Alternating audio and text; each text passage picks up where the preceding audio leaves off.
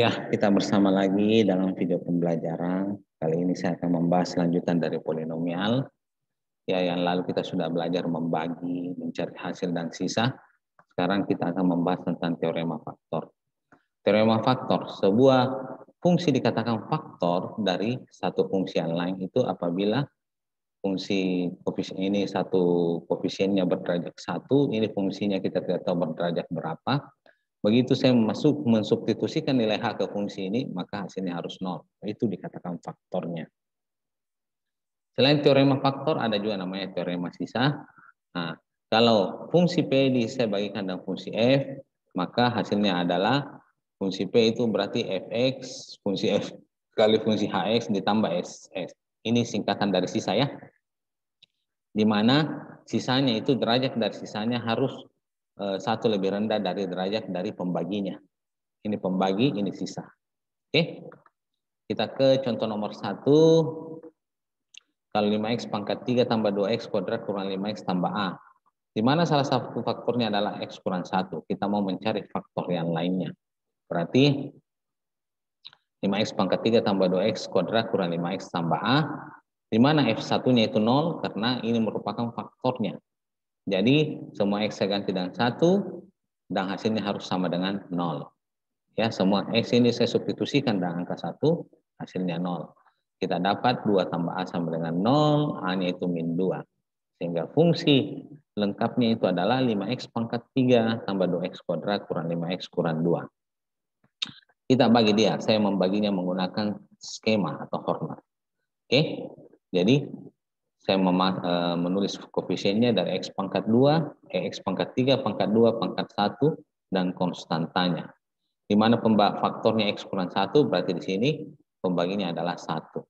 Ini nolnya ya, berarti 5, 1 kali 5, 5, 2 tambah 5, 7, 1 kali 7, 7, min 5 tambah 7, 2, 1 kali 2, 2, min 2 tambah 2, 0. Berarti tidak ada sisanya ya, karena merupakan faktor. Berarti saya cari, berarti fungsinya ini adalah x kurang 1 dikalikan 5x pangkat 2 tambah 7x tambah 2. Berarti ini faktor yang lainnya. Tapi ini kita lihat dulu masih bisa difaktorkan tidak. Kalau masih bisa, berarti ini adalah faktornya. Berarti ada dua faktor lainnya, 5x tambah 2 dan x tambah 1. 5x tambah 2 dan x tambah 1. Ya. Contoh berikutnya, contoh kedua. Fx, saya bagi x kurang 1 sisanya 5. Kalau fx saya bagi dengan x tambah 2 sisanya 2. Mencari sisa pembagian dari x kuadrat tambah x kurang 2. Berarti ini kan berderajat 2. Kalau saya faktorkan harus x kurang 1 dan x tambah 2. Harus yang diketahui. Kalau tidak kan kita tidak bisa mencari. Kan diketahui dibagi x kurang 1 dan dibagi x tambah 2. Nah, di sini juga harus dibagi x kurang 1, di sini juga harus x kurang 1 dan x tambah 2. Kalau tidak, berarti tidak ada. Berarti ada data yang kita tidak ketahui untuk dikerjakan. Nah, ini berderajat 2, maka sisanya itu adalah AX tambah B atau berderajat 1, berpangkat 1. Nah, kita cari dulu kalau dibagi X kurang 1, maka S1 itu A tambah B sama dengan 5. X-nya saya ganti dengan 1, 5-nya saya dapat dari sini. Sisanya 5. Kan di soal sudah ada sisanya 5. Kalau saya bagi dengan X tambah 2, berarti X min 2, min 2A tambah B sama dengan 2. Karena sisanya 2. Saya eliminasi. Berarti kita dapatkan 3A sama dengan 3. Hanya 1, berarti B-nya saya dapat 4. Saya substitusikan ke sini ya. Atau ke sini terserah yang mana mau disubstitusikan. Ke A tambah B sama dengan 5. Atau 2A tambah B sama dengan 2. Jadi kita bisa dapat B-nya. Sehingga sisa dari pembagian fx dibagi x kuadrat tambah x kurang 2 sama dengan S itu sisanya x tambah 4. Karena A-nya 1. 1 kali x, x. B-nya saya ganti dengan 4. X tambah 4. Oke. Saya lanjut. Contoh ketiga. Nah, sekarang ada dua fungsi, fx dan gx. Kalau saya bagi x kurang 1, sisanya 5 dan min 2. Sedangkan kalau saya bagi dengan x tambah 2, sisanya 2 dan 1.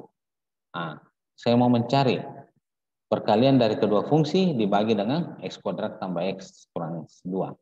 Jadi, X kuadrat tambah X kurang 2 itu tetap harus adalah merupakan perkalian dari X kurang 1 dan X tambah 2. Karena kalau tidak, berarti ada data yang kita tidak ketahui. Ini berderajat 2, maka sisanya itu, sisa itu adalah perkaliannya ya, AX tambah B. Kan berderajat 1. Jadi kita masukkan dulu. Kalau X dibagi X kurang 1, berarti X1 A tambah B sama dengan 5 kali min 2. Karena kalau Fx bagi X kurang 1 itu 5. Atau Fx bagi X kurang 1, 5. Gx bagi X kurang 1 min 2. Yang ini. Berarti 5 kali min 2 min 10. Kalau dibagi X tambah 2. Berarti 2 dengan 1. Toh? Nah, kita eliminasi. Jadi A kurang min 2A, 3A. Min 10 kurang 2, min 12. A-nya saya dapatkan min 4. Dapat A-nya min 4, terserah mau gunakan persamaan ini A tambah B sama dengan min 10 atau min 2A tambah B sama dengan 2. Kita dapatkan B sama dengan min 6. Sehingga sisanya dari perkalian Fx dikali Gx, saya bagikan X kuadrat tambah X kurang 2 itu min 4X kurang 6. Min 4X karena A-nya min 4, B-nya min 6, min 4X kurang 6. Oke. Selanjutnya kita masuk contoh keempat. Fx dibagi X kurang 1, sisanya 5, dibagi X tambah 1, sisanya min 1, dibagi X tambah 2, sisanya 2. Jadi kita mencari Fx bagi X kurang 1, X tambah 1, X tambah 2. Oke, dia ini berderajat 3. Karena X-nya pangkat 3, tekan. Jadi nanti pembaginya itu harus, sisanya itu berpangkat 2, maksimal berpangkat 2. Ya.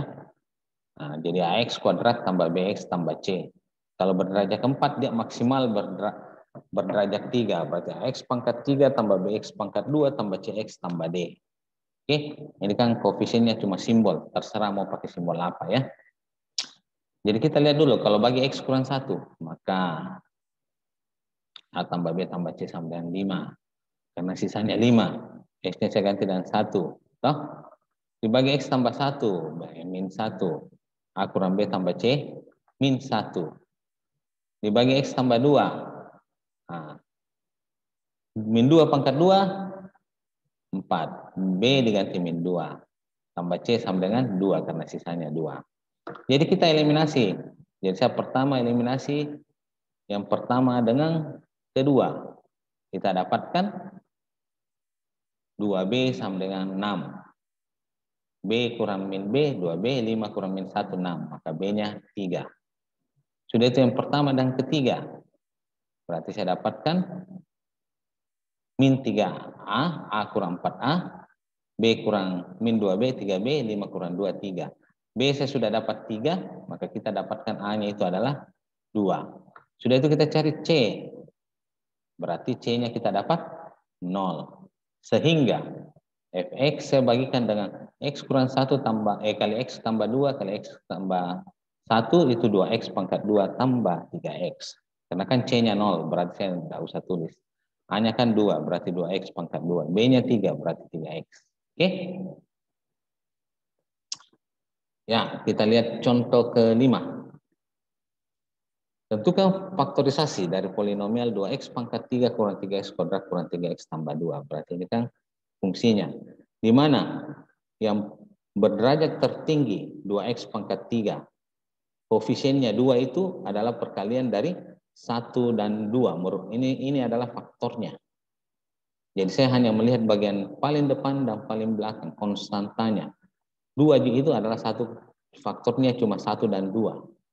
Sehingga faktor dari 2X pangkat 3 kurang 3X kuadrat kurang 3X tambah 2 itu kemungkinannya adalah X tambah kurang 1, X tambah kurang 2. Nah, ini koefisien X. Di konstantannya 1 dan 2. 1 dan 2. Kalau 2X, karena koefisiennya 2. 2X. Konstantanya 1 dan 2. Oke? Jadi saya coba dengan X kurang 1. Saya coba dengan X kurang 1, saya masukkan ke dalam fungsi ini. Maka saya dapatkan min 2. Berarti dia ada sisa. Kalau setelah saya substitusikan X-nya dan 1 ternyata saya dapat min 2, berarti ada sisanya. Kalau ada sisanya berarti ini bukan faktor. Oke? Nah, setelah X tambah X kurang 1, saya coba dengan X tambah 1. Nah, berarti ini saya dapat 0. Karena saya dapat 0 berarti ini adalah faktornya. Sehingga kita menggunakan Horner atau skema untuk menentukan faktor lainnya. Oke? Nah, jadi pembaginya kan min 1. Karena X tambah 1. Ini yang 0 kan? Ini kan bukan 0. Jadi dia bukan faktor. Ini 0 faktornya. Berarti 2 tambah 0, 2. Min 1 kali 2. Min 2. Min 3 tambah min 2, min 5. Min 1 kali min 5. 5. Min 3 tambah 5, 2. Min 1 kali 2, min 2. Hasilnya 0. Berarti ini faktornya kan? Berarti Fx ini sisanya. 2x pangkat 3 kurang 3x kuadrat kurang 3x tambah 2. Berarti saya bisa tulis pertama, x tambah 1, 2x kuadrat kurang 5x tambah 2. Nah, kita lihat ini apakah bisa difaktorkan? Nah, ini bisa difaktorkan. Berarti kita dapatkan X tambah 1 dikali 2X kurang 1 kali X kurang 2. Jadi ini adalah faktor dari 2X pangkat 3 kurang 3X kuadrat kurang 3X tambah 2. Oke? Nah, sampai di sini dulu untuk polinomial kita, teorema faktor dan teorema sisa. Nah, berikutnya kita akan membahas lebih lanjut tentang polinomial ya. Kalau memang mengenai teorema faktor dan teorema sisa ada yang kurang dimengerti, boleh bertanya kepada saya lewat WA ataupun apa. Nah, oke, sampai di sini video pembelajaran ini. Semoga ini bermanfaat bagi kita semua. Terima kasih untuk perhatiannya.